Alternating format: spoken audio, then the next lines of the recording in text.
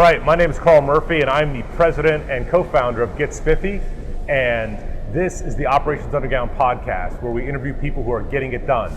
And today we are on location at an airport in the western United States, which shall remain nameless, because we have not gotten clearance to film here, but we're going to do it anyway. And this is where Spiffy performs services for some of our many clients who provide rental cars around the world. And today I have Katie Rice, the general manager for Los Angeles, with us. Welcome, Katie. Well, thank you for having me. Yeah, so as you know from listening to the podcast, we normally start way back, like back when Katie was little, maybe even before driver's license. Where did she live, and what was going on back then? What were you interested in? So tell us a little bit about that time in your life. Sure. So I grew up in Ontario, California, which is about 45 minutes east of Los Angeles without traffic. Traffic's a different story around here. But I was a very outgoing kid, since I was 5, 6, played soccer all the years through high school. Up until about the age of 10, I played softball as well, part of the year. Come from a pretty big family. I have 3 older brothers and a little sister. So growing up with 3 older brothers was pretty fun. Definitely taught me to, be a little bit tough, because, they would rough and tumble with me, and I would try to cry so that I, could get them in trouble. And my mom caught me one time; it didn't work. So learn to be a little bit tough, That's outstanding. But yeah, I was always a very outgoing kid. Just, before the age of 16, it was sports, and then, into high school, I kind of transitioned off of softball. When I wasn't playing soccer, I ran cross country for a couple years. After that, I realized that I was spending too much time in my head, and I preferred a team sport over being by myself running. So, oh wow. Instead of doing cross country, then I transitioned into high school theater. Cool. Runners are definitely a different breed. Yeah, for sure. I was not that breed. Yeah, I was a football player. The runners are always sort of like spend way too much time alone with themselves. Yeah. So a lot of sports in so sort of pre-adult, a lot of sports, older brothers sort of tussling you around, getting tougher. When you got to high school, what were you interested in academically? It's always interesting to hear how people end up in operations, right? There's not a major, there is in business school, but when you go to college, hey, I'm going to be in operations, right? Yeah, I was really your kid that was super into just the liberal arts, so reading, all that stuff, English, that was my forte. Wasn't a huge math or science person. I was a classic AP kid though, so I took all those classes, right? But I definitely navigated toward more of the liberal arts, stuff like that. So headed into college, that's what I did too. Yeah. Mm-hmm. Interesting. And so you're in Ontario, you're playing sports, you're doing well in school, you're going to college. So where'd you go to school? How'd you end up there? How'd you choose that over the other options, that sort of thing? Yeah, I looked all over the place, but ultimately, lucky to live in California. We have a really excellent school system here. So kind of the UC system was really my top choice. I think I ended up deciding between UCLA and Cal Berkeley. UCLA was just a little too close to home. I was afraid that if I was that close to home, I'd go home more than I wanted to, so made the choice to go far enough away that I had to stay up there. I got a lot of scholarships and grants, so, I told my mom, I can afford a Southwest flight here and there, so, I can come home sometimes, but I'm not coming home every weekend because that's an 8-hour drive. So was it purely I'm from Ontario, and so Ontario's hour from LA, yeah. In traffic, it's not that far really. Yeah. We actually service there from our warehouse here. Yeah. Berkeley, right, Oakland, right, solidly 7-8 hours away, plane flight-ish. Yep. Was that the only criteria to get to Cal, or was it Cal has this persona? If you're from the East Coast, you sort of hate Ashbury, sort of super liberal leftist sort of thing, right? Yeah.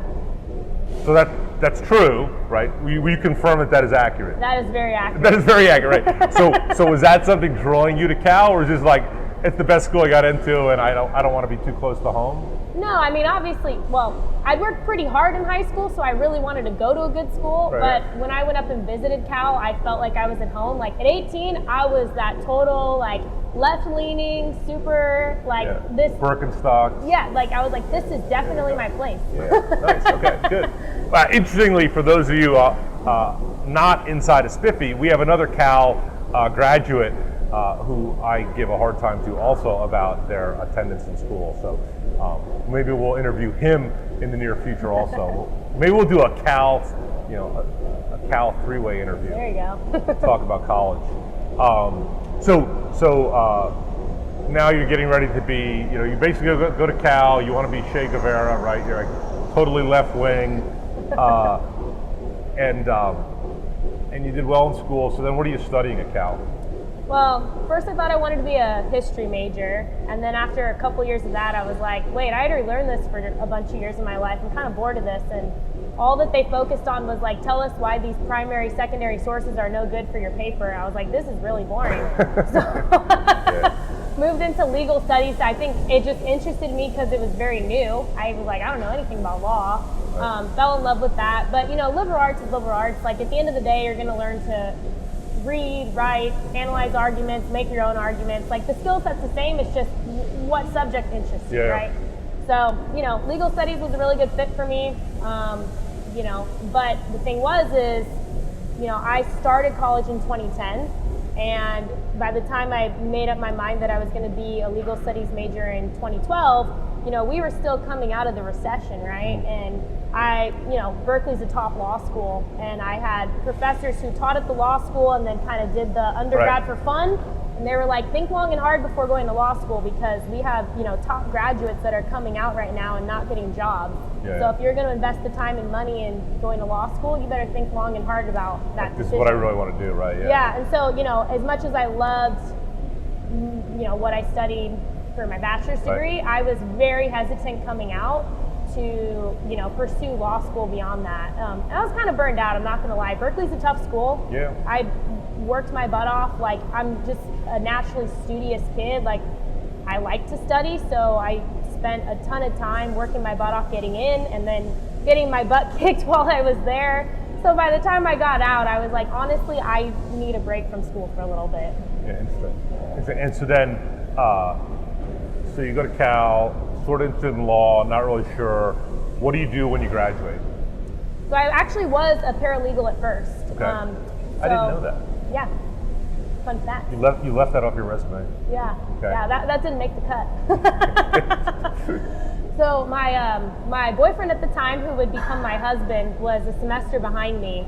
And so when he was finishing up, I made the decision to stay up there instead of coming back to SoCal. I didn't have a car down here, so I was like, this is going to be miserable. What am I going to do? And, up there, I could stay up there and take the train into the city. Right.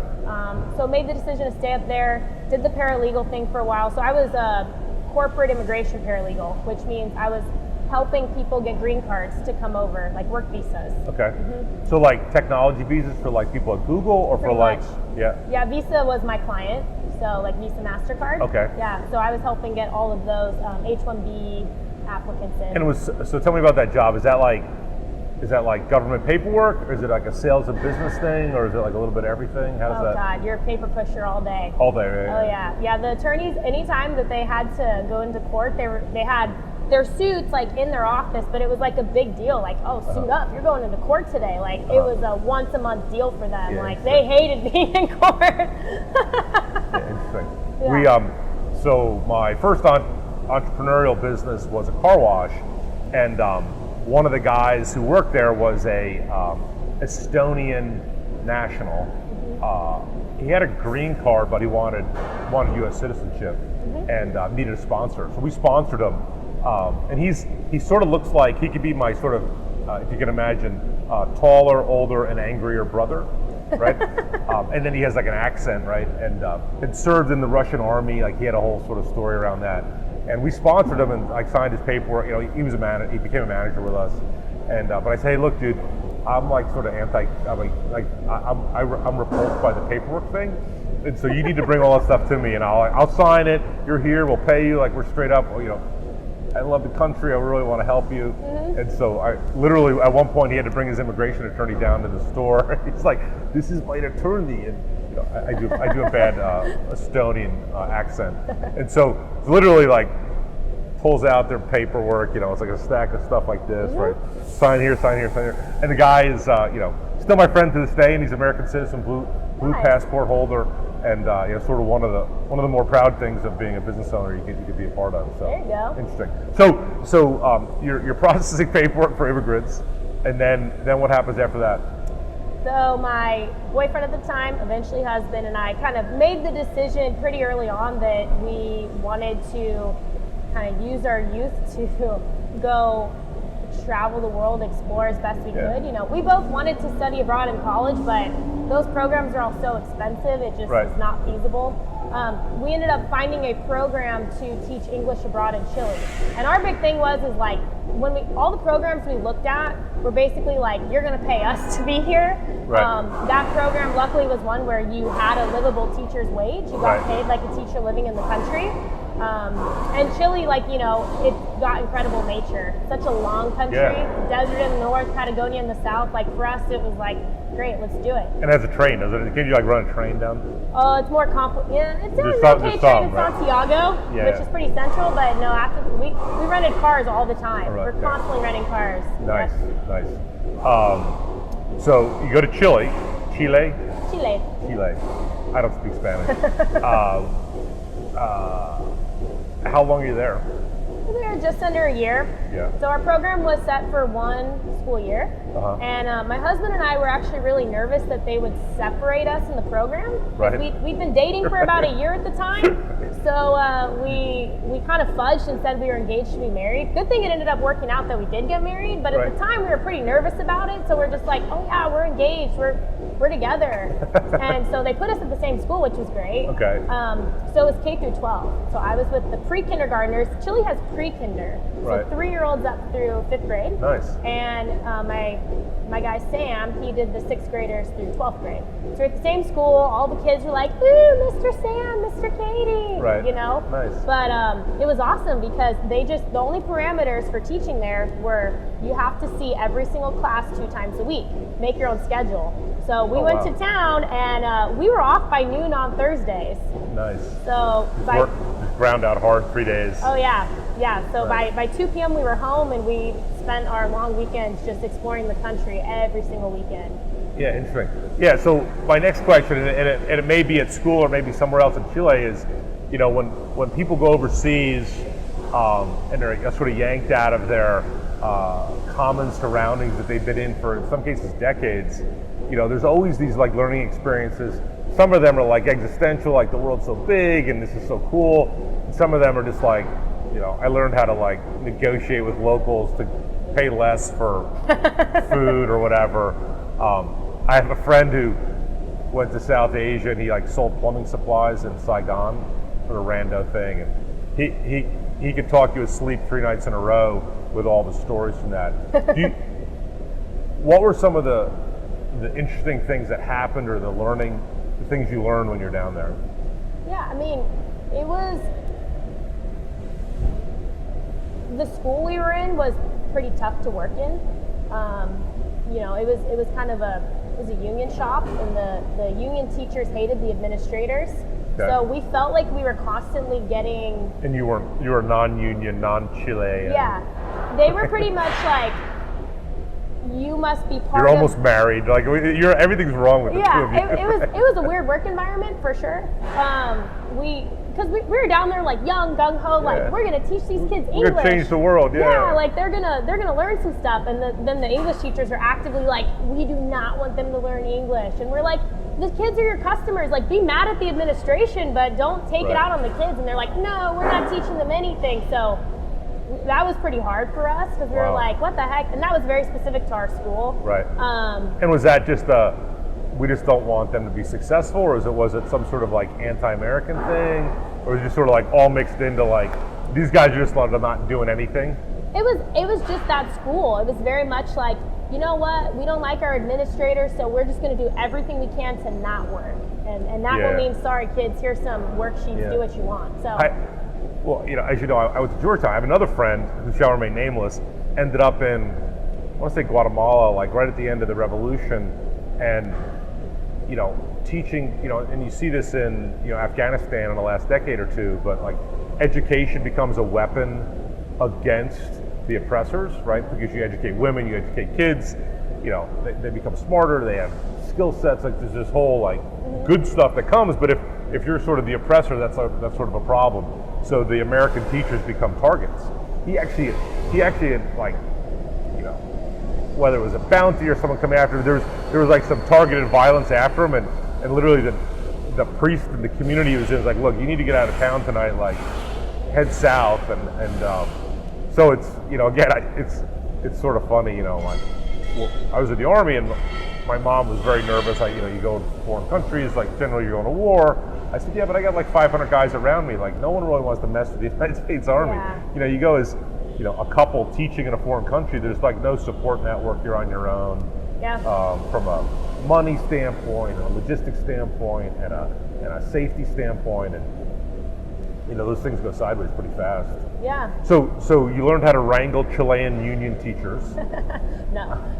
That would have been a really good bullet point on your resume. So should you ever choose to leave, I recommend you put that on your resume. Yeah, I like that. Chilean union teacher wrangler. What else went on down there that was like interesting? All things considered, part of why we picked Chile is because it is a very safe country. Yep. Like, if you got to pick a country in South America, Chile is a good place to pick. Right. So I never felt unsafe, really. Classic, you're a foreigner, you stand out. Yeah. Like, you got to be hard careful. not to. Yeah, you got to be careful. You should try it at 6'4". Yeah, good luck. Yeah, right. You might intimidate them a little bit, though. No, it doesn't. No, you become a target. I will say though, it's amazing that by the end of our time in Chile, everyone in my program, it was like there was one guy standing who hadn't been robbed, and but a lot of times it's just like petty stuff. It's like pickpocket, like you don't even know what happened to you, and right. You lose your wallet once, and right. you get better about not having that happen again, right? Yeah. But we all came out the other side; it was fine. But yeah, for me, it really just opened up the world to me. Like after having that experience, I was really like. More than like, of course, want to keep traveling and seeing the world at large, but we made it our mission while we were down there. This is a beautiful country with a ton of nature, to see as much of the nature there as possible, right? Our last 3 weeks there, we spent the entire time in Patagonia, okay. and it was amazing, backpacking, and so I think, my husband and I had already had that love of nature. We had done the John Muir Trail the summer before when we were in college. And for us, it was just really like, man, we really like being outdoors. And so, when we came back to the States, we were like, what are we going to do? And it was like, we're still young, we still don't have bills. We right. just have to feed ourselves. Like, can we keep this going and enjoy a little bit more nature before we got to face the music of adulthood? Right. And so where did that land you? Well, we got really lucky. So oddly enough, my husband's grandfather had been with a woman, granted, they're like 85 now, so like at the time they're in their late 80s. So he'd been dating a woman for a couple years, and she had a cabin in Jackson Hole, Wyoming. Right. And she'd been like, hey, you guys, if you don't have anything going, like just come out to Jackson for the summer, work a little bit, just come enjoy. Yeah. Oh, one of the few places that's potentially more beautiful than Patagonia. Yeah, potentially. Yeah. So yeah, we took her up on it. Found quickly that the Snake River is a really kind of prevalent thing in the area. There were tons of rafting companies, so I told my husband, let's apply for the rafting companies. We applied to be guides, and they basically were like, you have no business being guides. Do you know anything about boats? And we're like, no, but we can learn. And they're like, why don't you come in and learn the business, and then like we'll talk about you rowing some boats, right? So I actually came in as the office manager. My husband was a shuttle driver, so he was driving the rafts down to the river. Kind of did that our first year, and then after that we went to guide school, and then the next 2 years we were. And so tell me about guide school. Where was that? Was that like American Whitewater, or was it like some local thing? Yeah. Yeah, we did both the scenic section of river and the whitewater section of river, but it happened in May before the customers show up, and this is Wyoming, so it snows on you. Yeah, it's still snowing in May. Yeah, it snows in July.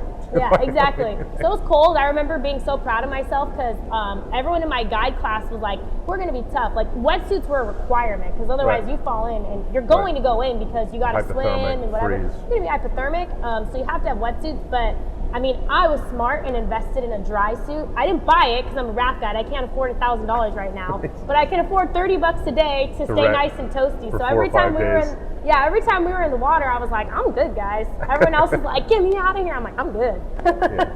Wetsuits are good if the water inside is warmed up, but the tricks of staying dry suits the way though. Yeah, interesting. And so how long? So year one administration, year two guide. Yes. Your guide. Mm-hmm. So how many? So what? Once a day you're running a boat down the river? What's that? Yeah, so they don't mess around out there. Narrow season, like cram it all in. Yeah, narrow season, cram it in. 18-hour days, it never gets dark. Yeah, your first trip's at 8 in the morning and your last trip's at 4 p.m. So 5 trips a day. They just... Wow, nice. in and out. Yeah, on the whitewater section. 40 river miles. And then... A day? Yeah, a day. Oh, that's spectacular. And the fun thing is that you can't complain about operations here anymore. I didn't know that. Like, that's a whole level, another next level of operations that I'm going to get some more out of. For sure. Yeah. I didn't know that. Yeah. No, it was a ton of fun. It was exhausting, but I was very fit.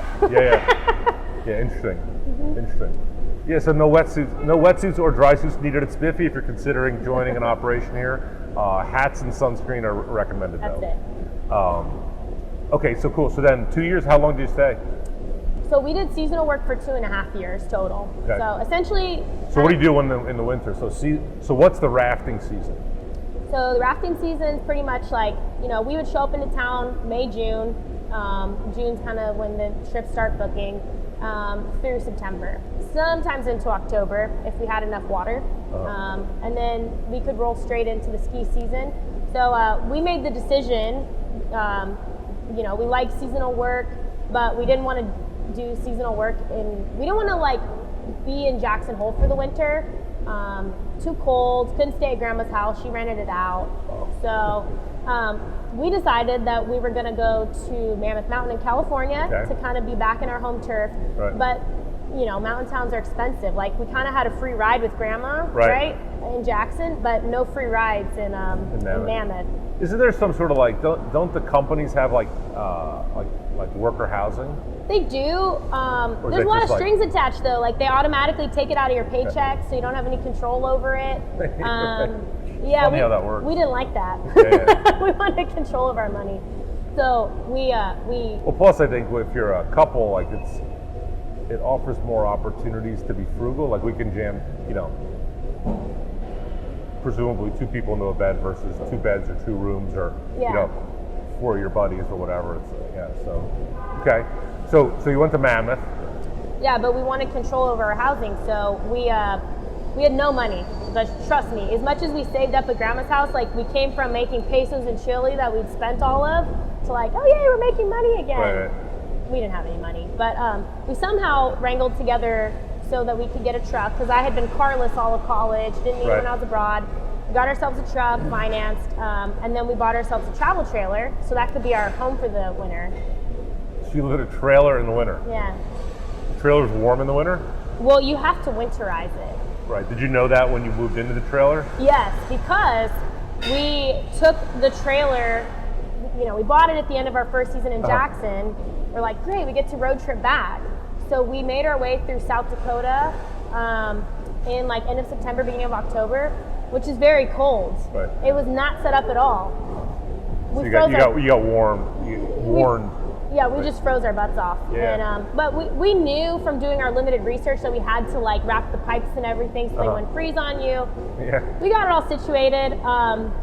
We winterized it before we got up there, and it was good to go. Interesting. So winterized trailer. So where do you park it? Is that here in LA? So if you don't know, in LA, you can take your non-winterized trailer and a quarter of the streets, people just park and live, right? So you go down, and there's sort of a zoning thing, and you'll go down one street in Venice, and there's 50 Winnebago things. Mm-hmm. Some of them nice and very luxurious as the Winnebago goes, and then others like literally jacked up, right? Yeah. With a charcoal stove out back, and they don't. There's not a whole lot of OSHA, fire, safety stuff going on. But Mammoth is actually pretty tight. The zoning up there, because it's a ski town and they want people to come in, and a hotel room like these days is, probably $300-400 a night when you go up there. And so where'd you park your trailer? They had one RV park that stayed open year round because their setup was winterized. Yeah. It was down in Raleigh Lake, which is about a 30-minute drive south of the mountain. Yep. So got our setup there and good to go the rest of the winter. Nice, interesting. So I just last winter was the first time I ever skied at Mammoth. What were your thoughts? I love it.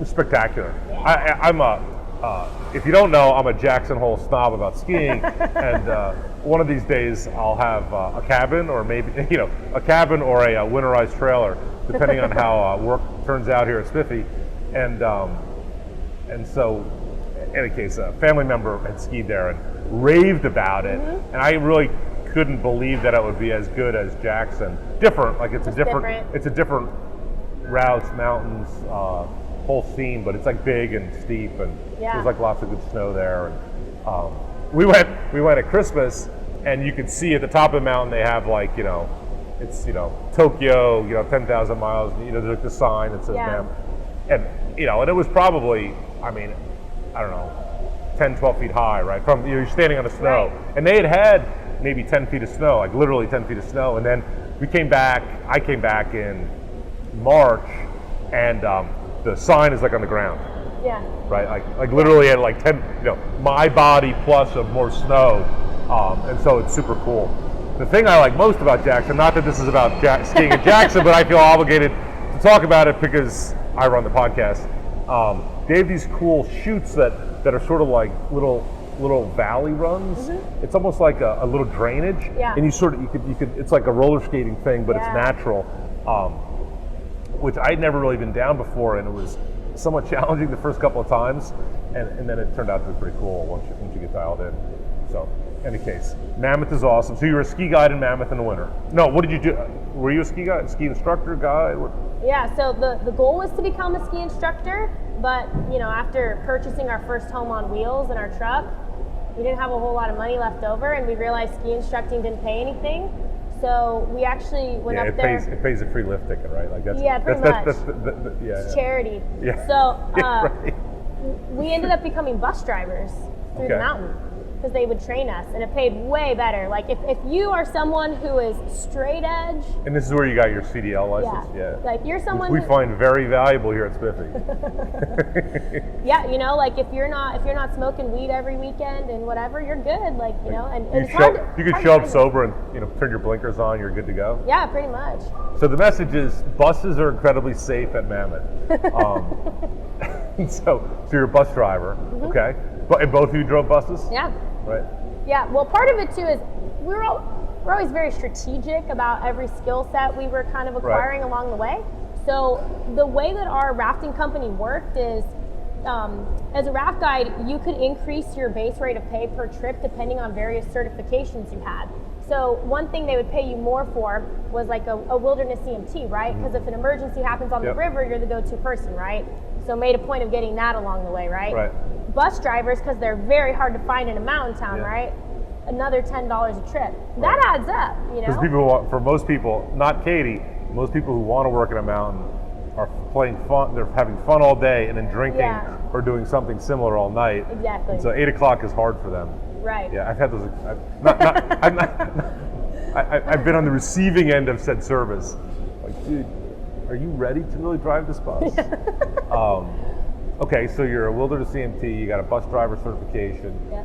Drove for the winter. How many winters did we spend at Mammoth? We did 2. 2. Yeah, first winter was just bus driving and then just skiing on our days off. I'm getting this feeling like you're sort of at I got a 2-year run at living in the woods out of a trailer, and I want to do something different. No, 2.5 years. I didn't want to do anything different, but eventually I was kind of like, we've been skating by for a long time, like financially, but like adulthood's kicking in, like maybe we have other financial goals and career goals. Like Right. we should probably get going here. And so when did you leave the Jackson Mammoth summer winter thing? Yeah, so three years in Jackson, 2 winters in Mammoth. So that second winter in Mammoth, we were trying to be full-on ski instructors. What do you know? We found out it doesn't pay. It was a lot of fun. Yeah. I love teaching little kids. It was great. But, we were kind of like, all right, this is too much. Like, we made significantly less ski instructing than we realized we would. Just they changed the pay scale. It was like, all right, enough. Yeah. But it was a fun run. So, and we felt like, 3 summers in Jackson, we felt like we had kind of had a really good experience doing that. We felt like we had our fill. We enjoyed it. So, at that point, we were like, all right, we're ready to move on. Yeah, interesting. And then where'd you move on to? And we ended up going to a mobile fueling company. Yep. The rationale behind it really was. See, I didn't know. I knew you worked together at the mobile fueling company because you owned up to that. You didn't tell me you've been working with your husband since college. Oh yeah. Which in hindsight, I probably would have well, we hired you, so it doesn't matter. But that probably would have been a plus. Who knows? In any case, go ahead. I'm sorry. Yeah. There's things I'm learning about Katie in the podcast that sort of slip through the interview process. Because she worked at this, she'll tell you about this mobile fueling company. It's very similar to our business, and she wanted to leave, and it made sense, and so she slid right in. But and then we spent a lot of time in her first interview just talking about skiing at Jackson because I can always be suckered into talking about skiing anywhere. So go ahead. So tell us. So you went to work for this mobile fueling company.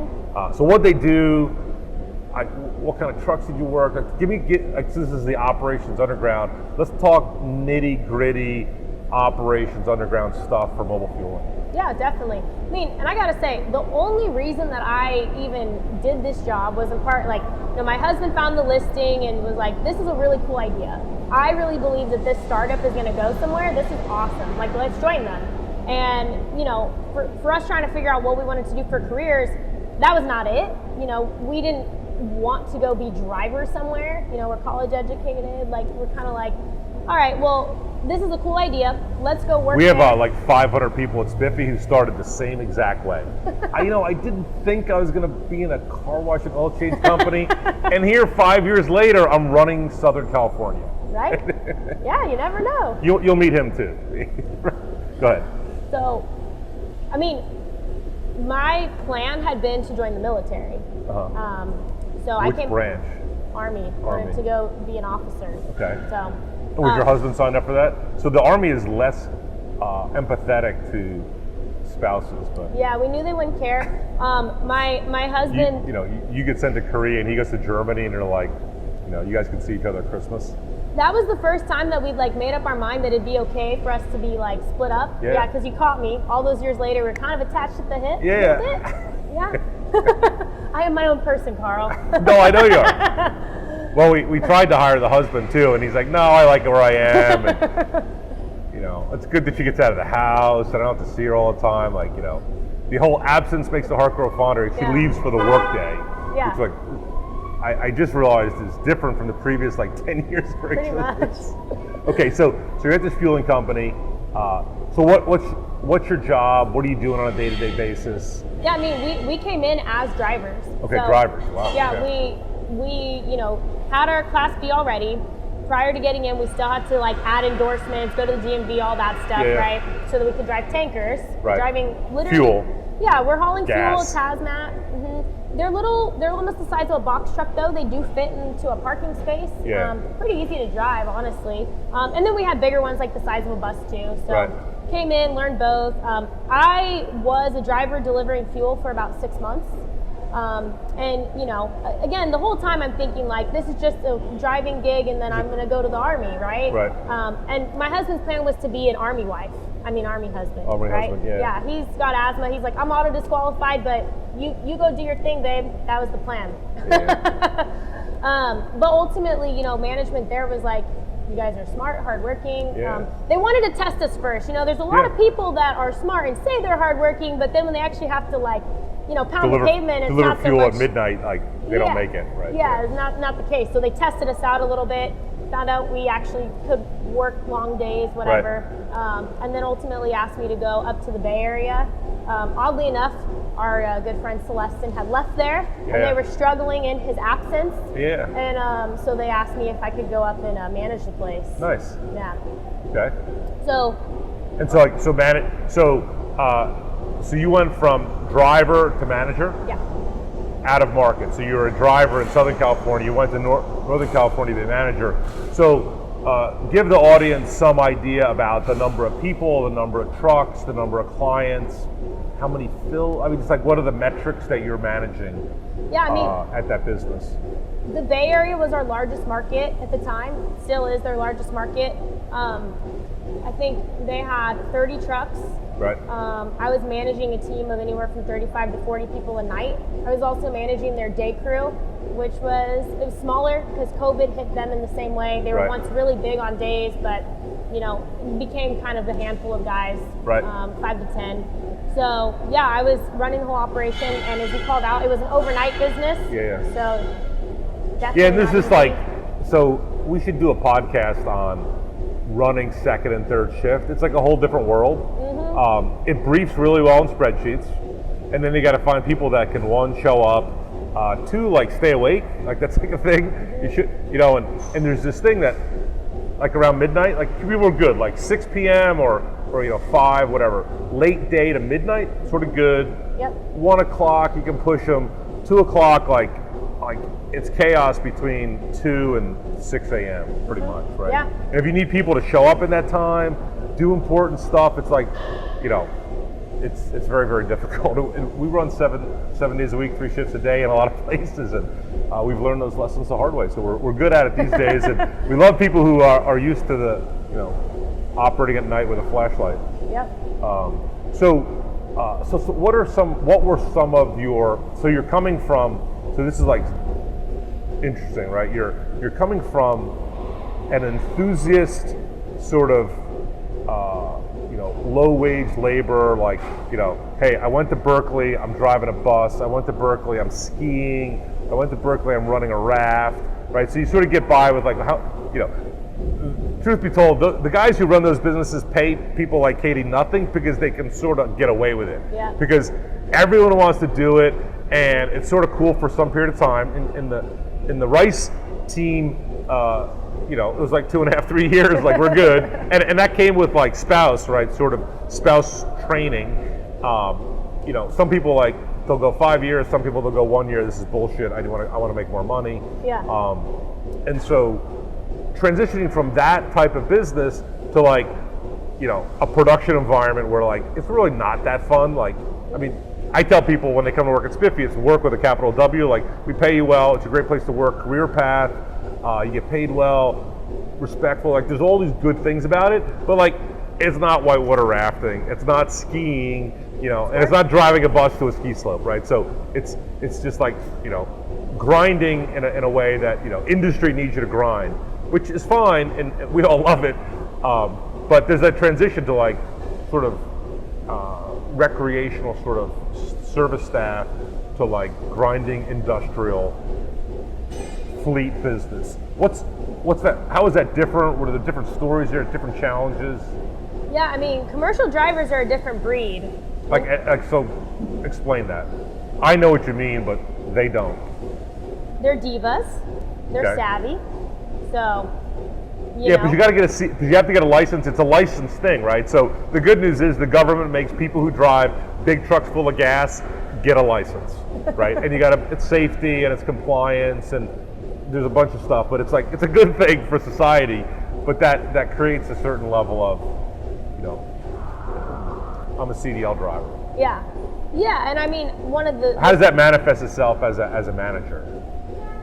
You got to learn how to manage a very different type of workforce. I think one of the struggles that company had in particular, right, is they're taking these like classic drivers, right? They're trying to find class A's and B's off the street and say, hey, come work, instead of being over the road, who knows when you're going to work, like, it's pretty tough on your home life. The appeal of coming here is you're going to have set hours. Right. You'll work overnight, but you have days to do what you want with your family. Like, that's kind of what they're trying to sell people on. However, they were driving, Class B, they're actually Class C trucks because of the size of box trucks. So they were driving vehicles that didn't require these higher level licenses, and the company could only afford to pay $25, $26 an hour in Orange County, which was a pay cut for most people who are driving Class A's, right? A lot of people said that they were okay with that. Yeah. We're okay to have that trade-off so they could be home, Yeah. but then when you're used to making a certain amount of money and now you're making less, not so much, right? And I think that was kind of the workforce I was entering into, where people who, what was being offered as a schedule and hours looked good for them and their life circumstance at the time. But the reality is then they get in and this is really hard for them in their life outside of work. Yeah. And that manifested in their attitudes. And a lot of people are used to just sitting behind a truck all day. So when you got to get out, they're more like a delivery driver. Right. They are pumping gas into individual Well, there's vehicles this all physicality night to long. it that people underestimate. Here at Spiffy, the test is you got to carry 25 pounds 10 feet or something, which doesn't sound like much. And the day-to-day work, we wash cars, we change oil, but you might do 500 squats here at Spiffy, up and down, up and down. We got operations going on behind us. You can see guys underneath cars. They're getting on top of cars, and truth be told, the CDL driver is not known to be a triathlete. Correct. Right? They eat at gas stations, they drink coffee, and they it's not a job that really encourages you to be lean and mean. It encourages you to drive the speed limit and drive safely, and it pays well for that because it's lonely, and these guys leave on Monday morning, and the best jobs sort of come back on Friday, and you have weekends at home, right? Right. But some of them, you'll drive from San Francisco to Miami, and then Miami to New York, and New York to Houston, and then Houston to Bismarck, and then Bismarck to Chicago, and and now 3 weeks have gone by and your family forgot what you look like. Yeah. The guys make good money, for that work, but and so this fueling company is well, you could be home every night, really. Right. Right, or every day if you're night shift. A little bit less money, but you got to get in and out of the truck. Yep. And it becomes because what's a truck? How many fuels would a truck do in a day? If you're doing consumers at office buildings, It wasn't crazy. The most cars they'd probably do in a shift, maybe 60 vehicles max. Right. The fleet business at night, we're hitting the major customer is kind of Amazon, FedEx, fleets that. Big fleets. They were hitting, some drivers were hitting up to 150 cars a night. Right. So and you can fill the hoses are long enough where you can get a couple of cars, but 150 trucks, 150 fills a night is probably 30 or 40 trips in and out of the truck. Yeah, you got a 50-foot hose, you line up next to all these vehicles, you can maybe, you run your hose front to back, you can hit maybe max 10 cars, right. And then you're reeling it in and moving to the next set of cars. Reel it in, get back in the truck, drive. Yeah. Did you drive too far? Did you pay attention? It's 2 a.m, right? Gotta go back, no. Yeah, right. We teach guys hey, park here. Well, why here? Well, the hose is so long and it takes some time. All you need to do is screw that up for a day and realize you've walked twice as far to get that straight. So you started as a driver at this fueling company. You went to basically San Francisco and you're a manager up there, and then you came back to LA. We met you. You lived in Orange County. Is that right? Yeah. I went on the scenic tour of the U.S. in a lot of ways with that company. Okay. It was pretty cool. So kind of the history was, I got sent up to the Bay Area. My husband and I kind of naively were great, this would be a good stint for the military. We can be apart and see how it goes after all these years being attached at the hip. We'll be fine.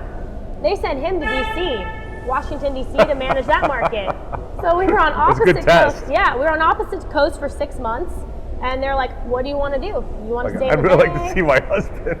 Yeah, I realized I missed him. Right. And we both realized too, we had spent all these years outdoors in these beautiful places, and now we're in these big major cities, and we're we are not big major city people at all. In a truck moving gas. Yeah, we were I went to college in the Bay Area. I was it's really expensive. I don't know if I'll ever get ahead here ever, so I can't move here long term. I'm sorry. Right. Same with DC, cool place. We were just unfortunately, these are not the forever homes for us, right? So okay, you know what? Nashville's a little bit smaller market. Why don't you guys go there and fix that market together? And we're like, okay. Tons of fun. Yeah, so if you're a leader in operations, this is a tactic. Put friends together and send them to a city. You can absolutely get another 6 months out of them. When they want to quit, I'll send you anywhere you want to go for 6 months, but I need 6 months there. Yeah, pretty much. So I identify with your boss's move. I've done that a couple times. Yeah, it's pretty good. Yeah. So you moved to Nashville. I missed that also. Yeah, I mean, everything was kind of a contract basis. We were out of a hotel. Oh, really? Okay. Yeah, we didn't move our lives there. We didn't move our skis over there. No, nice. No travel trailer. The travel trailer stayed at home with Grandma. You sold the travel trailer, didn't you? Not right away. It was kind of our backup plan. But you have sold it, haven't you? Recently to Grandma. Yeah. Well, there was like this whole Carl, I'm selling my travel trailer, and I know a little bit of the story. It was really like Katie coming and saying, Carl, I'm going to stay here because I'm getting rid of the travel trailer. It's sort of like, I'm going to get married, I'm not going to leave, and I'm going to stay at this company. Was sort of like, we're going to give up our safety net of our travel trailer. That's true. And the $500 we have stuffed in the refrigerator in there for emergency money. Yeah. I remember that. It was pretty funny. When you came and told me about it, I thought you were like, it was important to you. It didn't seem as important to me at the time. It was like, it seemed more like, I'm really sick sort of conversation, and it was not that. That was my first house. I know. I empathize with it now, especially after having, again, I sort of miss you've been with your husband since college, and then all that work stuff. So it all makes more sense now. So you're in Nashville, you're living in a hotel. Hey, the good news too for you managers out there, when you send husbands and wives to the hotel, you probably only had one room. Only had one room, saved a ton of money. That's right, they eat less too, they don't drink as much, they show up to work on time, it's like a great deal. We need to recruit more husband-wife teams at Spiffy. I've got a couple of jobs if you're interested out there in the world for that team. I will tell you though, my boss at the time, when he interviewed me first, he was like, hey, you couple weirdos that showed up to interview together, do you guys actually want to interview at the same time? And we were like, no, we're our own people. He's like, who wants to go first? I went first. And then he's like, he talked to my husband for 2 minutes and was like, I think you guys are going to say the same thing. It sounds like you guys have been on all the same places. I'm done. I don't need to interview you. He tried to tell his boss, I don't like couples. I'm not hiring them. And his boss was like, are you kidding me? He's like, you have some Cal grads in front of you. He's like, they're not going to do any work. They're all just talk. And he's like, you have to hire them. Nice. Yeah. Nice. Yeah. Hire motivated first, smart second, and the rest sort of sorts itself out. So good. So you're in Nashville. When did you leave Nashville? We were in Nashville for about April, May. So we were there 4 or 5 months.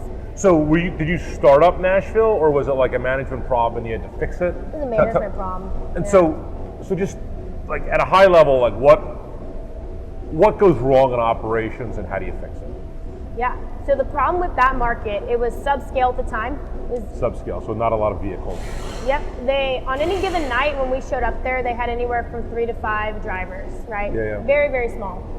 And the issue... For how many trucks? We had 8 trucks total, 8 trucks, yeah. But on any given night, there was generally only about 3 to 5, sometimes 6 drivers a night. Yeah, interesting. The issue was, and the company did this in a lot of places. Well, there's 3 to 5 drivers plus you and your husband. Yeah. So there were 7 drivers. Yeah, pretty much. Well, if you can retain drivers. Right, if you can't retain them, it's another story. Yeah. It's interesting. Nashville, in the service industry, Nashville is a very difficult place to retain staff. Mm-hmm. We have a challenge there also. There's this weird dynamic where people come there to be like the next Johnny Cash / Dirk Bentley, and if they can strum a guitar and get a gig, they'll drop on you in a heartbeat, right? Yep. And everybody in that, more so than LA, is more so than LA. Interesting. My experience is more so than LA. Oh. Yeah. LA is we have the best employees at LA, and we have very good retention. Some of it's management, but it's always been sort of a good market for us. Sure. So go back to the substandard thing. It's interesting. Did your other company have? So I'm going to go open up in Nashville. Was there a number of trucks that made sense to start with, and what drove that logic where I need 3 trucks or 5 trucks or 10 trucks or whatever it might be?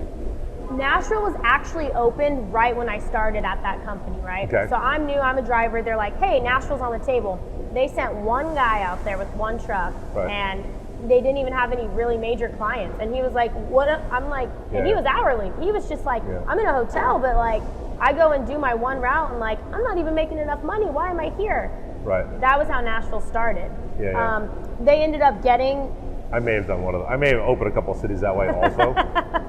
Well, we can talk about that some other time. But go ahead, keep going. The problem that happened not just in that market, but other small markets that they opened was the approach was we're too small to justify management. So essentially, let's just put these drivers here and just call us if you need something. Well, guess what? Trucks break. Yeah. And these drivers weren't. They don't come to work. They quit. Trucks break and employees quit. Yeah, well, because guess what? They're not mechanics. It's not Right. their job to be a mechanic. It's their job to deliver fuel. So when they come into work to a broken truck and there's no manager there, what are you going to do, right? Go home. So Clock in, don't do anything. Yeah. There's a whole range of not ideal things that they do. yeah, so they just weren't set up for success from day one. Yeah. And part of it was that decision around we need like 10 people in order to justify paying a supervisor. So we're just Keep going. we're gonna just basically, hey, remote management, just call us if you need something, guys. Yeah. It doesn't work. Yeah. It's so satisfying to hear you say all of that because I've made all those mistakes. And when you're a startup executive or a founder, how do you grow? How much money do you have? Where do you go? Add cities. Investors tell you got to add more cities because if you can't add cities, then you can't grow. And so there's this chicken and egg thing. How much money do I have? It's never enough. And so there's how do you scale operations, like real operations, right? Where people show up with trucks full of gas and have to deliver them to other vehicles that need gas. And so I think we should have another discussion about that. That could be another whole podcast about how to scale. Yeah. Because we've done everything, and at Spiffy, we've settled on sort of like it's better to go in bigger. Like we default to we really want like $1 million in revenue-ish. And it may not be like on day one, but like we have line of sight to that when we open a new city. And if we don't, we put a lot of parameters around it for the customer. We've done some smaller things. They tend to be like, I'm gonna go solve a customer problem and I'll figure the rest of it out later. It's really not like this is the best solution for launching our business. But my previous to car washing, I was in software, and there's this whole like how do you scale a software business, and it's all about marketing and growth, the growth teams, and basically what you were doing at this other company was like the growth team, right? But the growth team showed up with trucks and gas and some people, and then all the ancillary issues like trucks break, weather happens, right?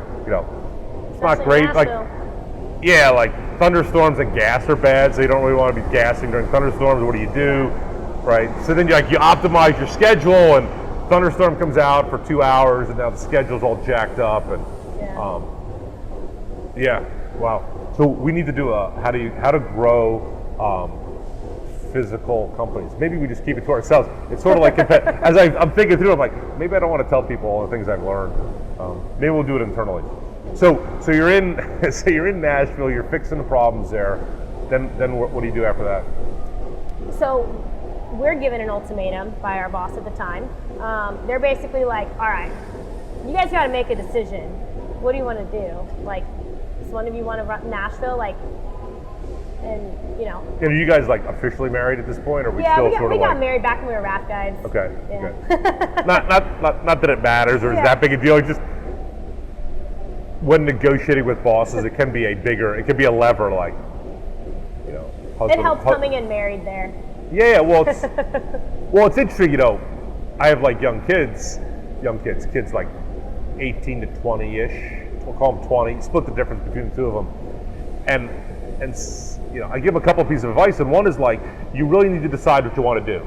Like, a lot of like success in life is like, I just want to be good at this. You can be good at being a mechanic, fighter pilot, join the Army, neurosurgeon, like whatever you want, like sky's the limit. But a lot of mediocrity is just I had no plan to do anything really well. And then with that comes these constraints and limitations, like, I have a significant other and he or she travels with me, and take it or leave it. We're like pretty smart. We hustle. We work at night. We fix trucks. I'll go to any city you want, but like he and or she, like we tag along together. We have 2 suitcases, and this is everything we own, right? Yeah, so it's very powerful at some level. We're like, I want to do this, and this is the block that I'll put you in.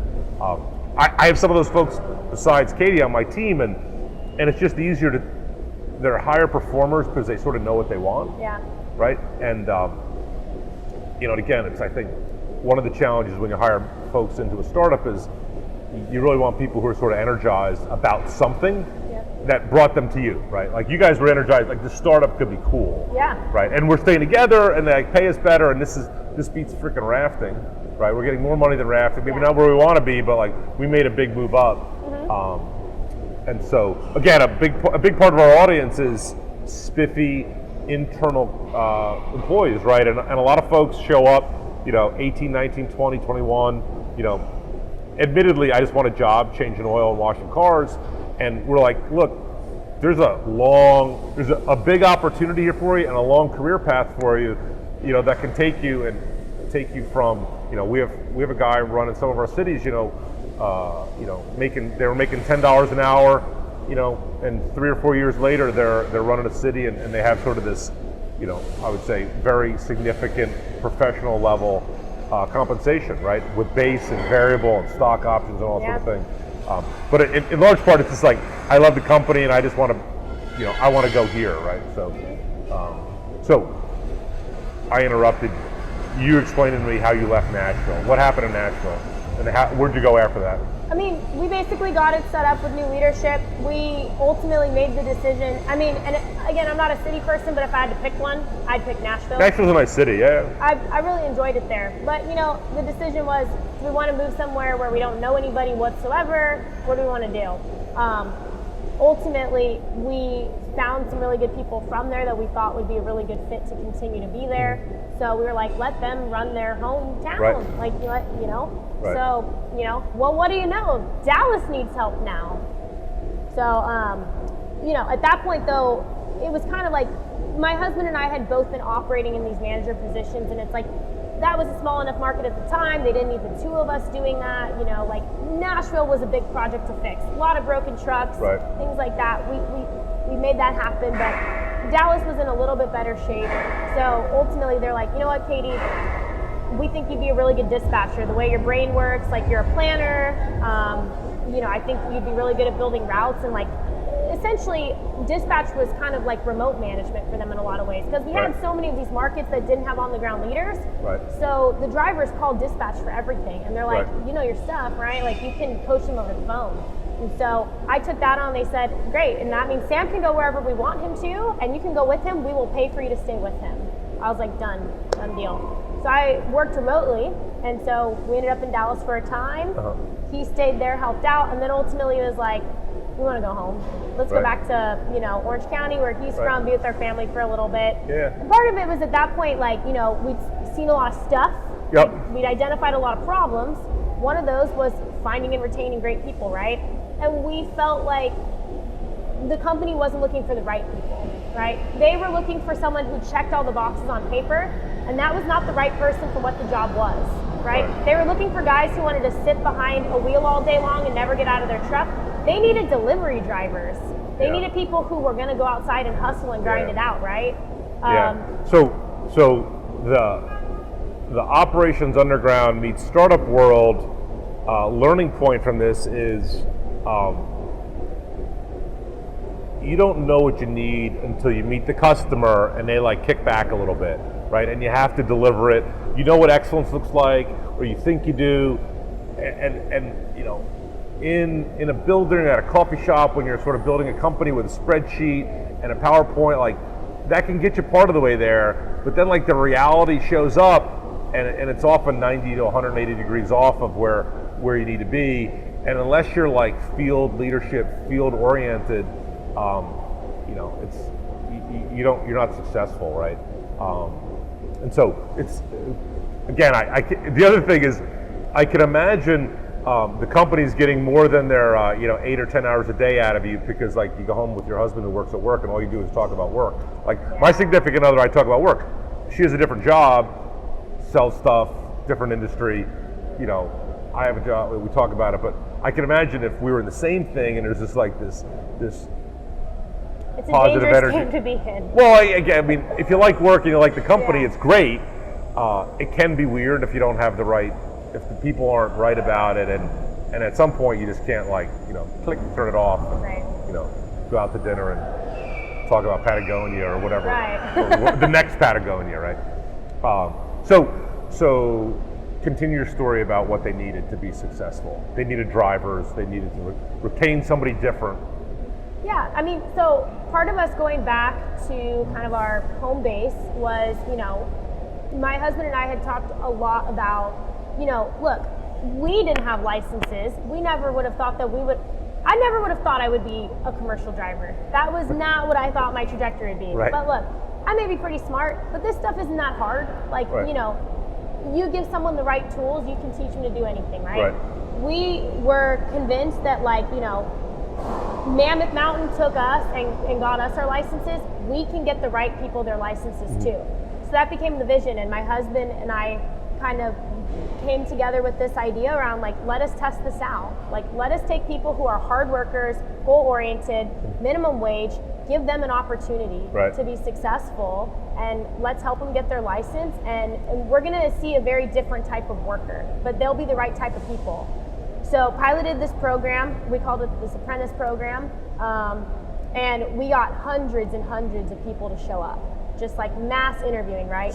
So you sold the recruiting process was join an apprentice program. We teach you how to. We'll give you a CDL license, or we'll run you through a training program. Basically, paid, because to get a CDL license, there's schools that do this, right? So Sure. what's that? $5,000? What's the? If I were to go find a CDL licensing school, It's expensive. I mean, it's thousands of dollars. Thousands of dollars, yeah. Right. To make, well, in your case, 25 to 30 bucks an hour, but maybe 40-ish or 50 if you're driving a tractor trailer across the country, sort of thing. Exactly. Right. But you got to come up with the money at first, and again, the initial capital is always the hard part for those folks, right? Well, and what we found in terms of our candidate pool was when we were looking at the truck driver pool, Right. we were scraping the very bottom of the barrel initially, right? Right. People who just were over it, just not motivated, Right. Then we take these hustlers at $15 an hour who want an opportunity to make more. Right. And You now, took a $15 hustler that showed them 25 as Yeah. opposed to a and now we're getting the $50 cream of the crop. board showing them 30. Right. And they're going to complain. Yeah. Really, really smart. Yeah. Yeah. Was that intentional, or did you just sort of back into that? I think we realized that's what we ended up with along the way. Right. It was just an idea, and then once we kind of went through the interviewing and we got our people in, and they were highly motivated and Yeah. engaged and excited for the opportunity, we had a ton of success with it. That's what we realized we found. We were Yeah. we struck gold here. Yeah. Interesting. So you're running. So now you're running that training program. How long does it take someone? How long did it take you to take? I hire somebody from McDonald's making 15 bucks an hour in Orange County, motivated, shows up on time, has a driver's license, probably passes a background check. Not. It's a process because, just the initial gathering the documents, getting them in, all that, they got to clear TSA, right? That's slow, can take weeks, Right. months, right? Just that initial getting them in takes a while. We structured their class where to help them get their permit. We had them on a timeline of about 3 weeks where they're just coming in, grinding out class every day with us for a few hours. And you're paying them for this? Yeah, well, what we would do is they would do class for a few hours, and then we'd have them go out and run route. We had pickup trucks where they could deliver smaller amounts of fuel, and so that way they could support route and learn the operation still, so that when they came out with their licenses, they already knew what to do. They knew the accounts. Interesting. And so again, I hire you. You hire me on 1st of September. When am I licensed? Initially, we had it as a 60-day timeline because, in part, we got to get them their permits. We Right. kind of get them there over a few weeks, and then you have to schedule with the DMV to do their behind-the-wheel test, Right. which is operationally pretty intensive. You have to take the tanker and get it washed out, it's expensive to decide to down a tanker for a day. Yeah. So You're gonna wash it out. Yeah, And so you what's had the to. washout standard? Is it zero gas or is it? yeah, you got to take it to a tank wash. It costs hundreds of dollars. You got to take all the placards off of it, because you're not hauling anything. But choosing to down a tanker in a pretty busy market is a big decision. Yeah, we don't. Yeah. I call Katie when she downs a truck in our feet. I'm like, hey, what's going on? Is it going to be up by noon? Right. Yeah. So assets become. I mean, they're they're valuable resources, scarce, valuable resources. Mm-hmm. Okay. So I still don't think you answered my question. So September 1, I start. When do I get a license? Within 60 days, you have 60 to days. get your license. Have to. Yep. Okay. Because there are people that maybe aren't as motivated, want to dilly dally, and you have to be like, no, like these are. But you were limited working spots. in that. So basically 8 weeks, Mm-hmm. 8 weeks. But you're working 20 hours, 40 hours.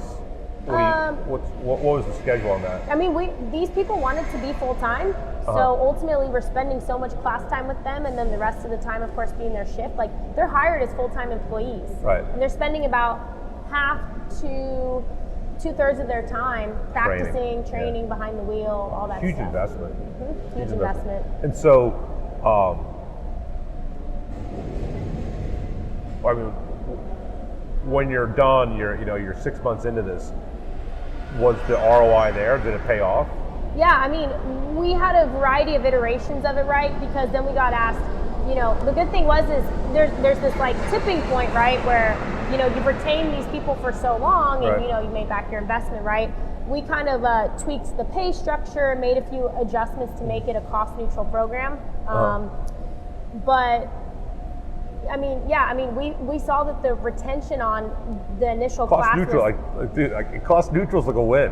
Yeah, no, it's huge. Part of it was like we had to kind of find the right balance of like, okay, you don't have your license yet, so what's your initial pay going to be? Right. Then we change your pay, obviously, at certain points along the way. Yeah. Right. So we kind of found that sweet spot to make it cost neutral. Not the first iteration, but by the second class, we kind of had that. pinned Super down. interesting. Yeah. Super interesting. And then, so at your time there, how many folks you graduated?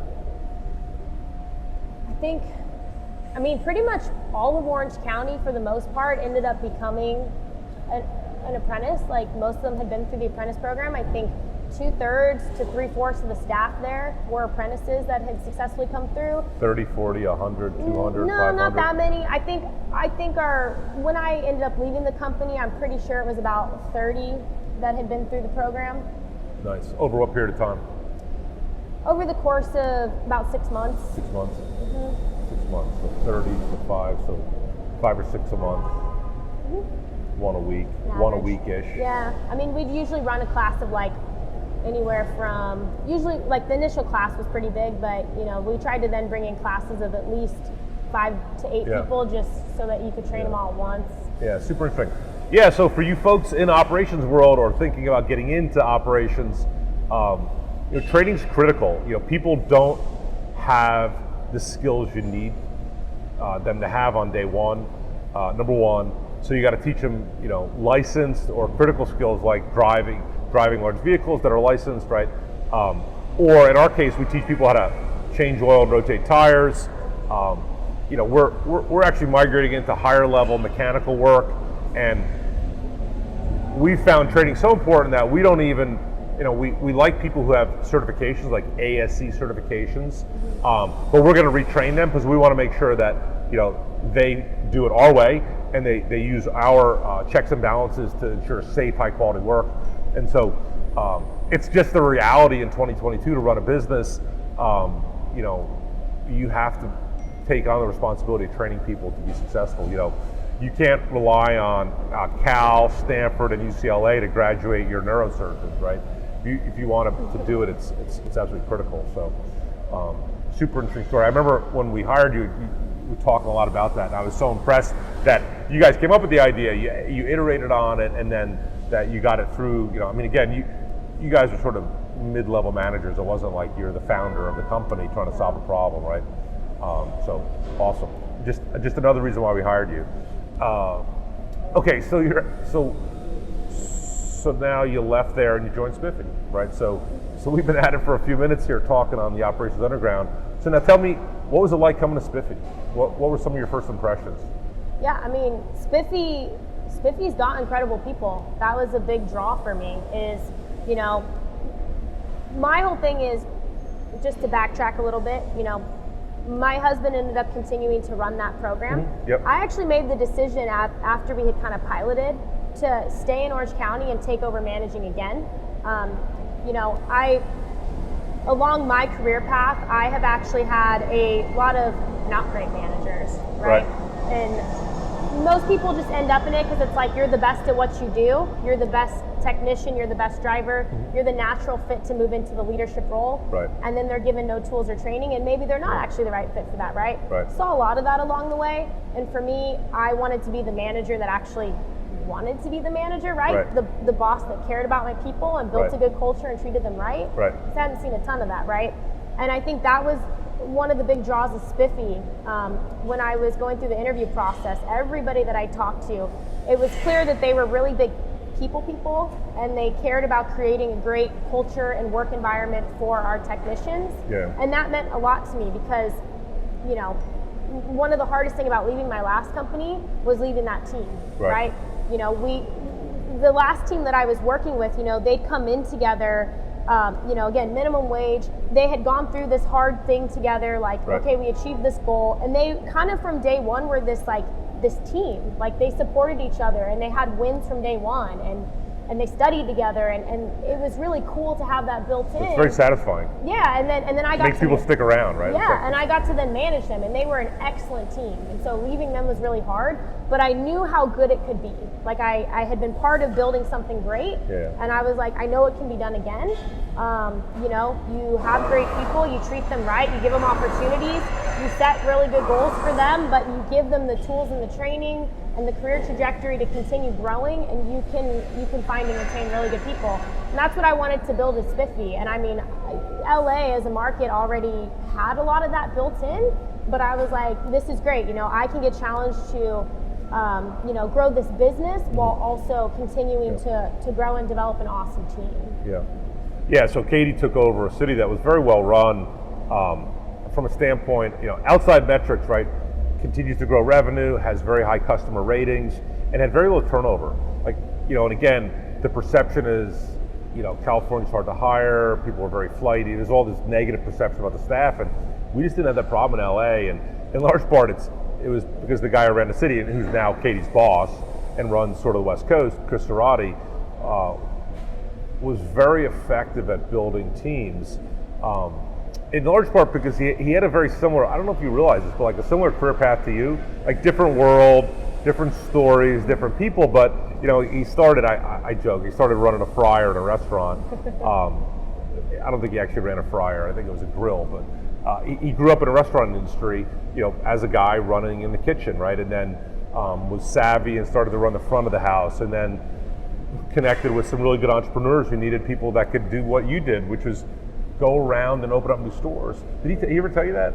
Yeah. So Cerati worked for California Pizza Kitchen and opened up stores all over the West Coast and a couple other places. And so you end up with this sort of similar career path, which attracts folks. I like the energy about it. I like the change. I like the people. I like all those challenges. And so, interesting. And he had a great team. And so you came on board and went through our training program, and then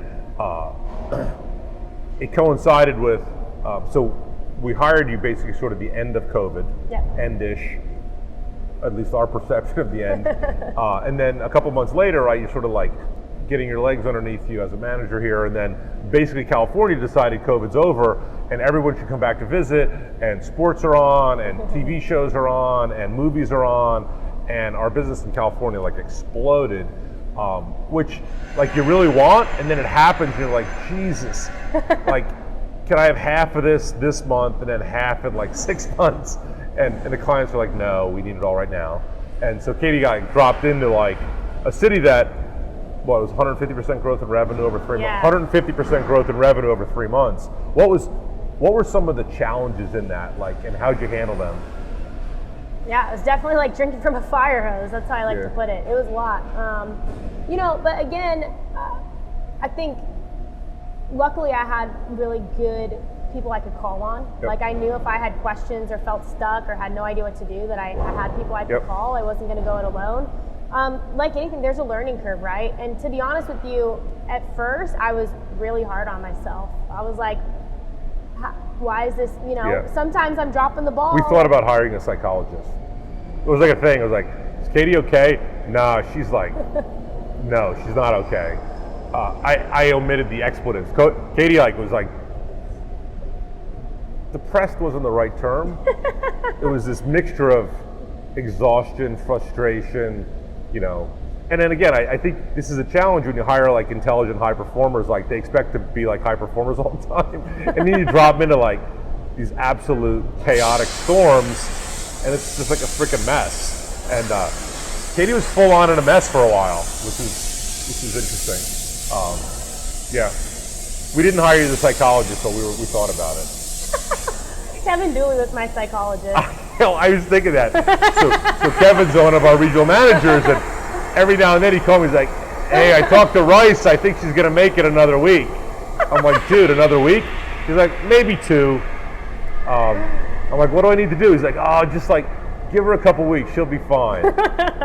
And So what's nice in the company is when we hire, we have a lot of folks on the management team interview other managers, and they really develop a bond. Like it's not unique to Katie, but they sort of check in on them, and there's a sense of ownership on the management team. Like, look, I'm a stockholder here. I just hired you to be a stockholder. You need to carry your weight because, like, my family, I have designs on those stock options, and I need you to go, do your job. And so, so there's like really good teamwork around it. And then there's just this pride of, we're on the same team, and we want to win on Sunday. So it's like, I haven't done anything different for 17 years. And that has advantages and disadvantages. And the disadvantages, I just haven't been out in the business I created and ran world. Yeah. And my partner and I have been doing this together since 2003. And every time some things will, and I'm like the operations guy, so I'm always like here helping her get better or grow or whatever it is. And then I'll see something, I'm like, is that really a thing? Like, do people have that problem? And it's like disengagement and sort of quiet quitting. I'm like, oh yeah, that happens everywhere. I'm like, we don't seem to have. Am I missing that? And so, and again, I think that the teamwork aspect of stuff here has been really good. We've built sort of antibodies to it. Like every now and then you make a bad hire and somebody comes in and they're sort of a jerk about it. And they're not a team player, and we like take it behind a locker room and straighten them out, or ask them to go find some other locker room to check into on Saturday or Sunday, whatever your sport might be. And so, good stuff. So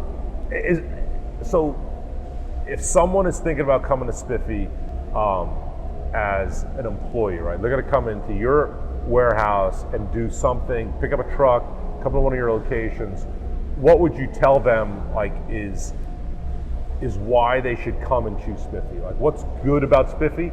And then sort of like, what are the things that cause people to leave Spiffy? Sure. Like, what's bad about Spiffy as a frontline employee? Right.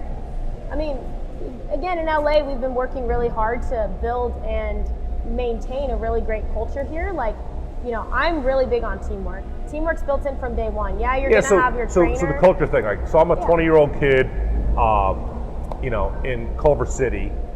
I sort of like cars. What does culture look like to me as a 20-year-old kid in your city?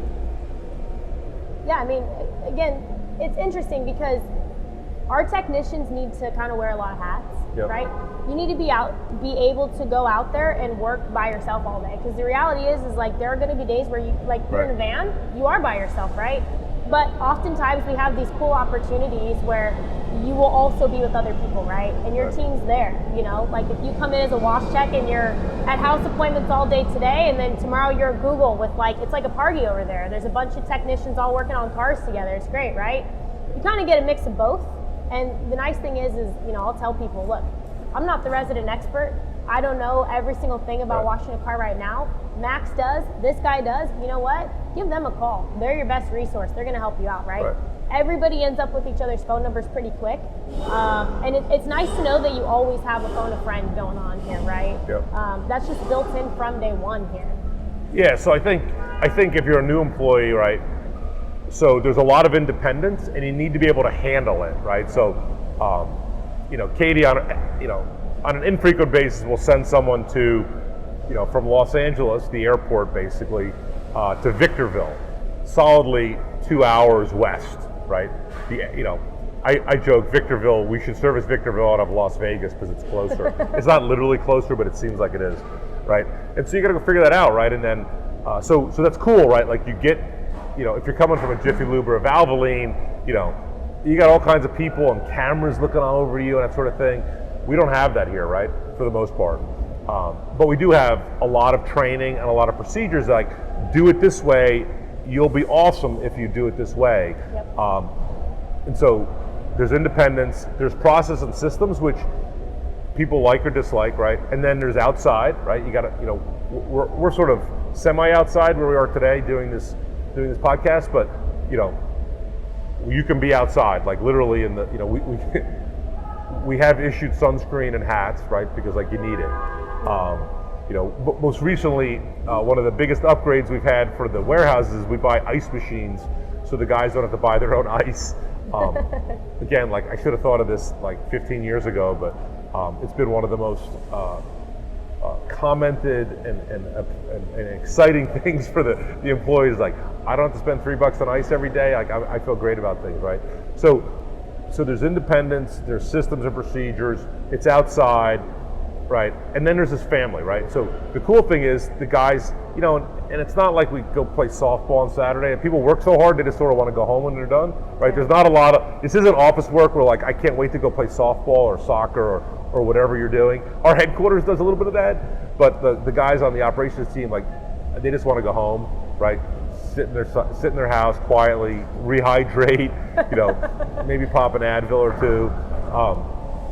But there is this team where like somebody will help you out, right? Whether you're a technician, Katie mentioned Max Carrera, one of our longest serving technicians. I mean, Max got his 5-year award earlier this year. I've been here 5 years, washing cars, changing oil, servicing trucks, trainer.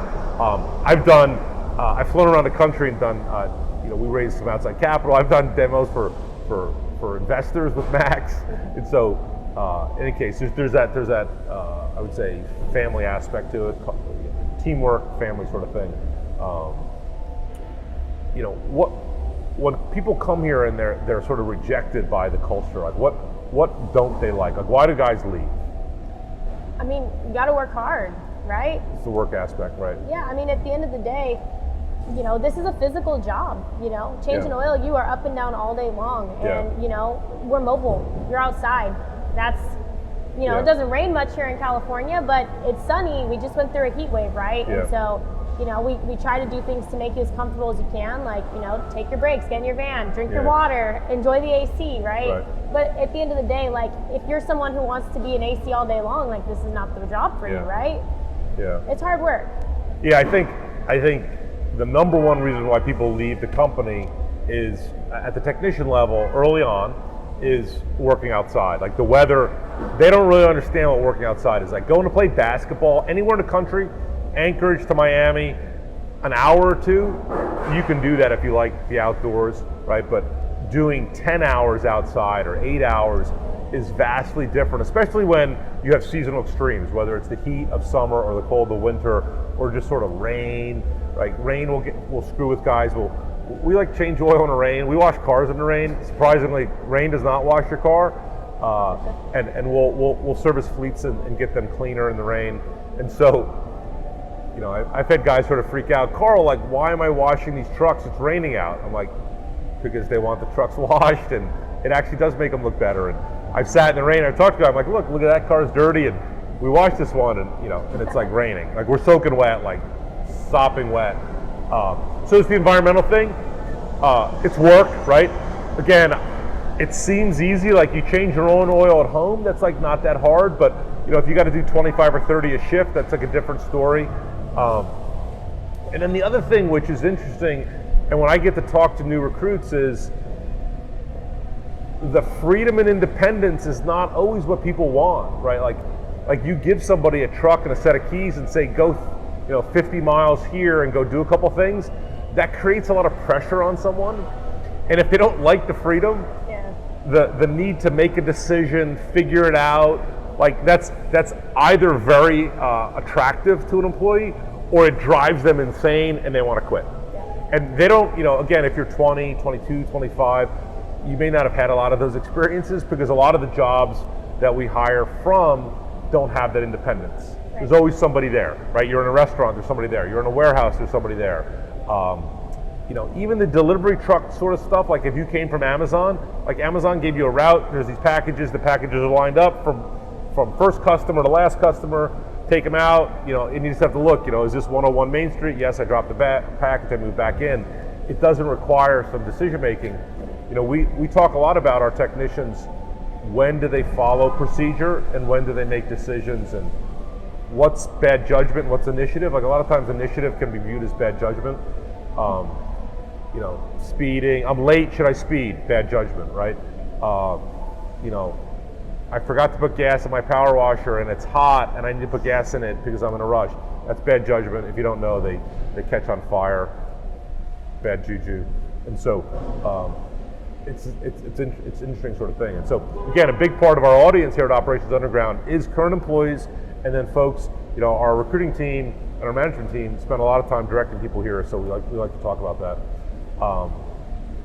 So what questions do you have for me? I've been Dan Rathering you for the last hour-ish. You have any questions for me? Yeah, I mean, we keep adding a bunch of services, which is really cool and exciting.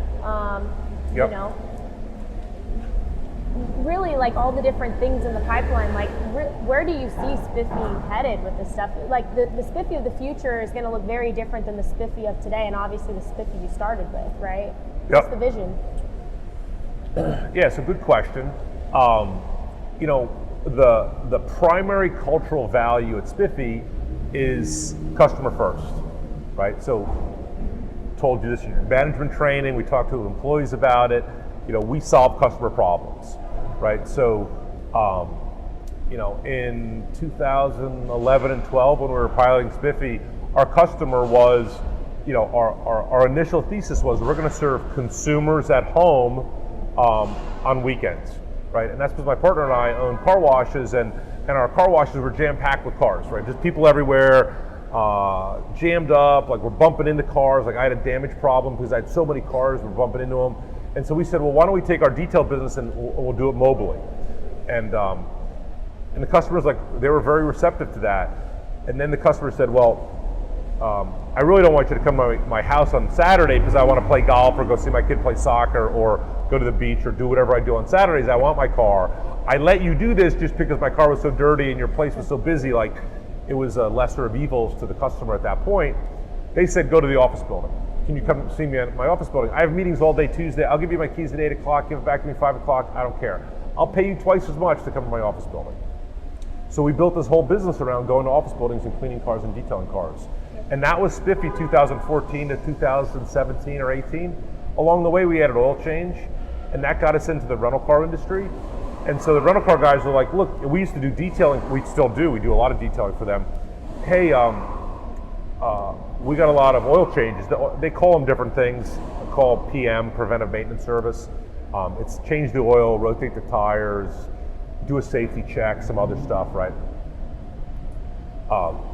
I've got all these services over here, and my lube techs are sick. Can you do them? I said, sure. We charge $100 for this. Like, no, we don't pay that rate, but I'll give you all 30 of them, and you can come here and work all night, right? And so there's this whole off-cycle fleet versus pricing, more cars, lower price sort of thing. And so we ended up building this whole oil change business, primarily around rental car companies, and that actually got accelerated with COVID because they let a lot of their staff go, and then they look, it's hard to hire mechanics. And so then our client said, well, if you're doing the oil changes, I have a lot of brake problems. Can you do brakes for me? Can you do windshields? Can you do all these other things? And so And I credit my partner for being adamant and maniacal about our culture is customer first. It's not employee first. It's not environment first. It's not make money for the investors. There's, and other companies have different priorities that drive their culture and drive their decision making. And I was always like, customer's important, and I had a bunch of conversations with my partner. He's like, no, it's the customer first. We will always make decisions about the customer first. And so we run all of our decisions and our demand, client demand through that. Like, well, what's the customer need? How hard is it? Can we do it? Does it make sense? We do oil changes on cars. We do brakes. We're doing all this other stuff for vehicles now. Somebody asked, where are you going to service planes? I said, well, I'm not going to say no. It's like not on my roadmap, but like the roadmap is subject to change. We used to say we're not going to do maintenance work, right? I used to, we have investors on our board who Carl, back in 2016 when you were hustling me for money, you said you were just going to wash cars and change oil, and now we're like, brakes, taking tires. Brakes, tires, trucks, all kinds of stuff, right? Paint and body, a little bit of that going on. And so we have consumers as our customers, and we have fleets as our customers today. Going forward, those are going to stay the same, right? Our consumer business has become a smaller portion through the pandemic, right, primarily because office buildings are not occupied, right? So our whole economic model is built around going to office buildings. Going forward, I think that'll come back to some level. We're going to continue to service fleets and consumers with automotive services. Our mission, the mission statement we say to our employees and we say to our investors is to redefine the car care experience everywhere, right? Redefine the car care experience. Car care, that used to be like washing the car, and then it became maintenance, and then it became repair, and then it became tires.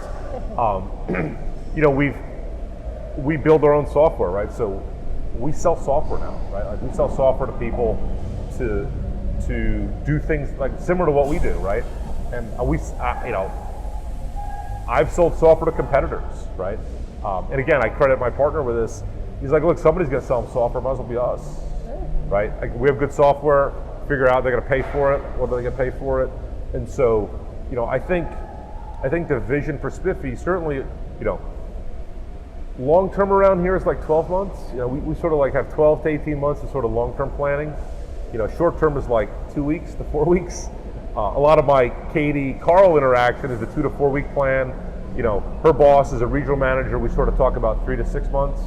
My partner and I, we're sort of like, we don't really talk more than about 18 months out, 24 months. I think we're going to continue to service vehicles. We're going to continue to service customers. We're going to continue to add new services. Again, running all those options through customer first. Right. Can we do it for the customer? We've had some failures in the past. We tried to sell some stuff to customers. They didn't like it. We invested money in it, and it didn't make it, right? And so I think, and we saw this in your discussion with the other startup that you work for in the fueling industry. You have to go do tests, right? And you have to measure it. Does it work? Can you make money at it? Does the customer like it? Can I make money now? Do I see a path to profitability? How do I do that, right? One city, one truck, you're not going to really make a lot of money doing that, right? But 10 trucks, we're making money at 10 trucks. 20 trucks, it's substantial. It makes a lot of money. And so the exciting thing is, for me, I was selling a story in 2014 to my partner and our investors, and we're delivering on that today. We were delivering on it in the past, and we've been delivering on it, but we had this sort of 5 and 10 year vision for what's going to happen, and we talk about selling software, and now we collect money for software, and we talk about doing other things and being at all different places in the country, and people ask us now, are you going to go overseas, right? Are you going to go to Europe or Asia or Australia, Africa? And we've actually had, with franchising, we've had a lot of inbounds from the Middle East, from Africa, Europe, Asia. Again, I'd say every continent except Antarctica has had an inbound from us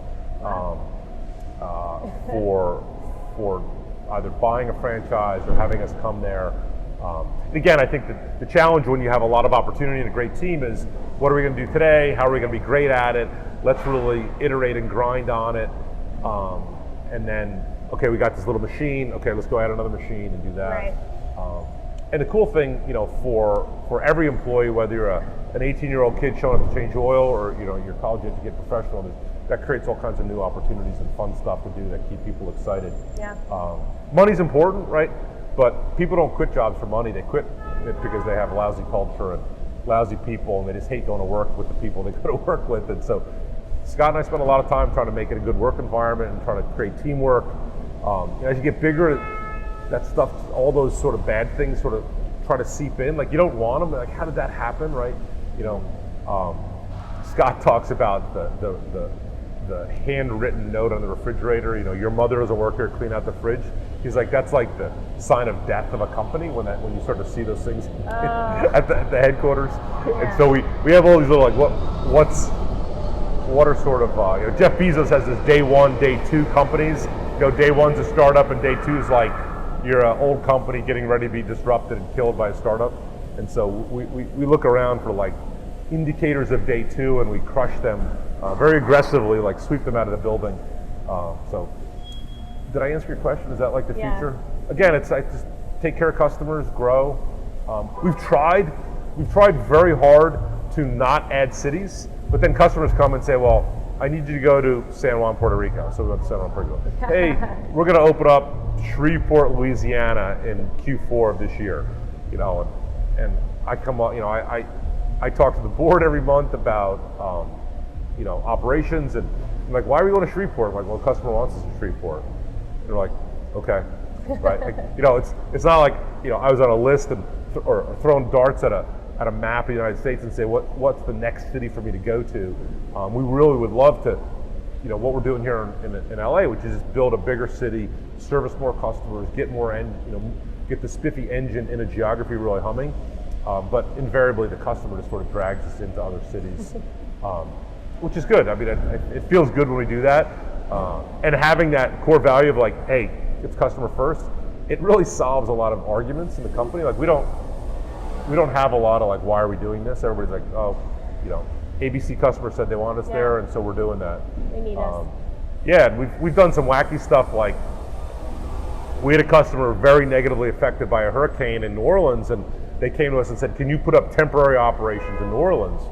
And I'm like, well, what's that look like? What are you willing to pay for it? And they basically said, look, tell us what it costs. We need it.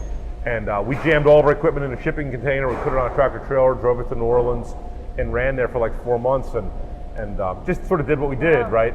We found a kid who wanted to go to New Orleans and work there. We found the Katie Rice of Spiffy at that time. Sent him to New Orleans, and basically he made it most of the time there. He made it like 3 months. We ended up having to extend with somebody else, but and we were heroes to the client. Like, the client was really in a pinch, and they asked us for the help, and now they come to us for the real problems. Like, we have big problems and big initiatives, and that culture has really allowed us to have a seat at the table with the executives of our client companies because of the culture, because of our ability to execute, and then just because of the dynamic nature of industry. Like, they need partners that can do the kind of things we do. Mm-hmm. So, right, what other questions? Is that it? You can have no more questions, that's okay. You tired of hearing yourself talk? I'm just kidding. All right, I get warmed up. I'm quiet all morning, and I drink a lot of water, so I'm good to go. I mean, is there anything you've had to say no to that's been really difficult? Had to say no to? You tried to get me to do Porsches. We said later.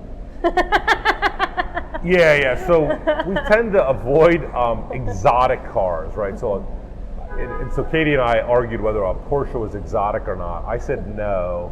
Apologies to Porsche owners. And so, again, there's this sort of like, what's the cost of the oil change? How much are we getting for it? Sort of training. Carl, I grew 50% last month. Do I need to do these 2 Porsches in Orange County?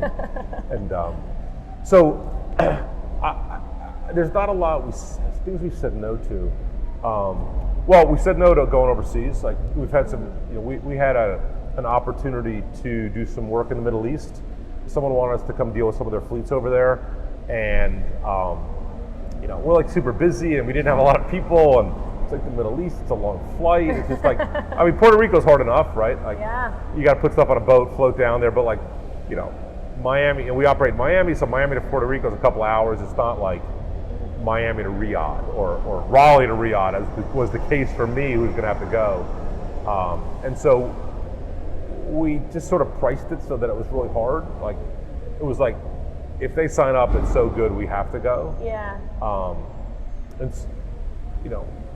we've throttled some city expansion in an attempt to grow current cities.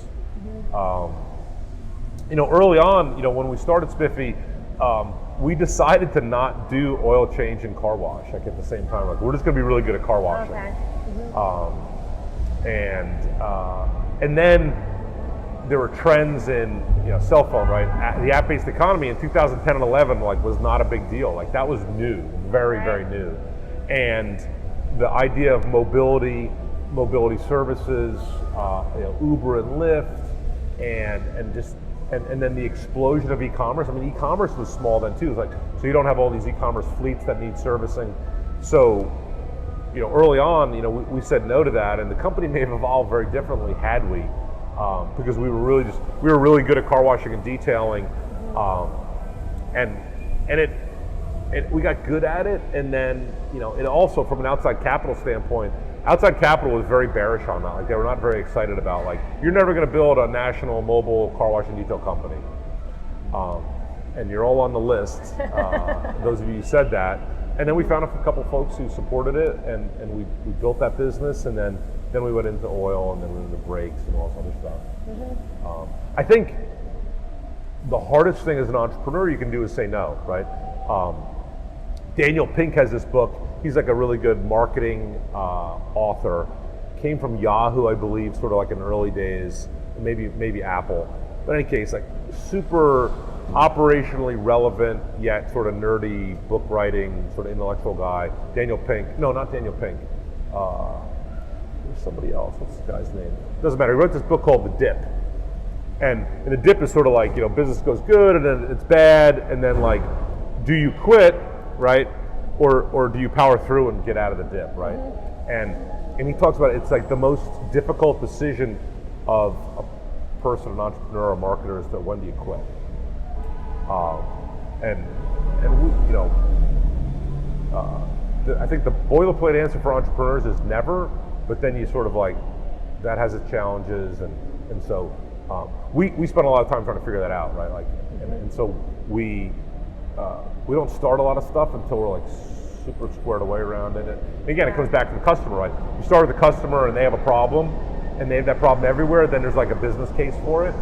So then it's like, well, I just need to figure out how to do it well, and I need to figure out how to make money at it. So you end up in this sort of cycle like that. I've not been asked that question. I need to think more about that. There's a lot of like stops. We've stopped doing a lot of things, but it doesn't register on a Tuesday afternoon here at the airport.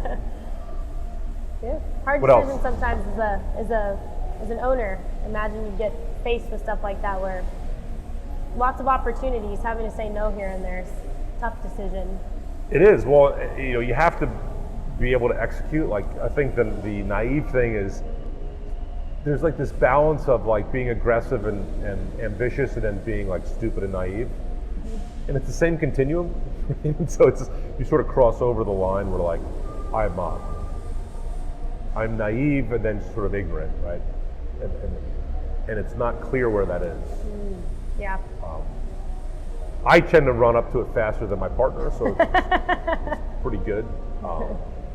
So, what else? Well, we can talk more offline, but I think we need to open an Inland Empire yard. So, Yeah, so it's geographic, right? So she wants to go to other places. Yeah, and again, I think it's one of these challenges, like how far do you run from a city, and how do we launch things? we can take that one offline. I think we're going to take one offline with how do you scale cities. Right, exactly. Katie's gone from 5 trucks to 20 to 25 trucks plus a bunch of other stuff, and it's awesome, but it also has challenges. So, all right, so you want to wrap it up? Yeah. Do you have more questions? No, I'm good. Okay. So my name's Carl Murphy. I'm the president and co-founder of Get Spiffy, and we've been talking with Katie Rice, general manager, Spiffy Los Angeles, at one of our facilities here in Los Angeles. And we might, if you hang around, there may be outtakes with our employees after this. I got a lot of guys who want to ham it up, and so we may go do some interviews while at work. Would love to have you subscribe to the Spiffy podcast. Would love to have you join our team. Got any questions, please reach out to me or the team at getspiffy.com. Have a great day.